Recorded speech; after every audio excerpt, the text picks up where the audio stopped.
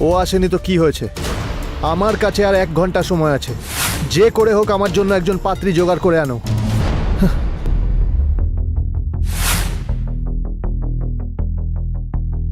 Hello আবির, কোথায় তুমি?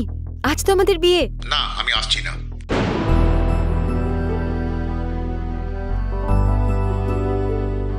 তাড়াতাড়ি আমার জন্য একজন পাত্রীর ব্যবস্থা করো। আমার হাতে আর মাত্র 20 মিনিট সময় আছে।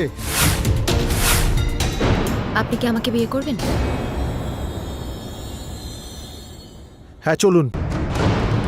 মোহিত রায়ের বিয়ে, প্রেম, ভালোবাসা এসবের প্রতি বরাবরই কোনো আগ্রহ ছিল না, কিন্তু বিয়ে আজ তাকে করতেই হবে, না হলে সে তার এতদিনের কষ্টে অর্জিত বিজনেসটাকে হারিয়ে ফেলবে। কিন্তু যে মেয়ের সাথে তার চুক্তির বিয়ে ঠিক হয়েছিল সে আজ হঠাৎ করেই উধাও হয়ে যায়। তাই মোহিত এখন কাকে বিয়ে করবে সে বিষয়ে বিন্দুমাত্র আগ্রহী নয়। তার এখন শুধু একজন পাত্রী চাই। ওনাকে নিজের নামটা বলুন। তনিমা। তনিমা সেন। নামটি শোনার পর মুহূর্তের জন্য মোহিত কোথাও একটা হারিয়ে যায়। এই প্রথমবার সে তার হবু স্ত্রীকে দেখে এবং তনিমাকে দেখে তার চোখ দুটি যেন জুড়িয়ে যাচ্ছিল। তাহলে কে সেই তনিমা?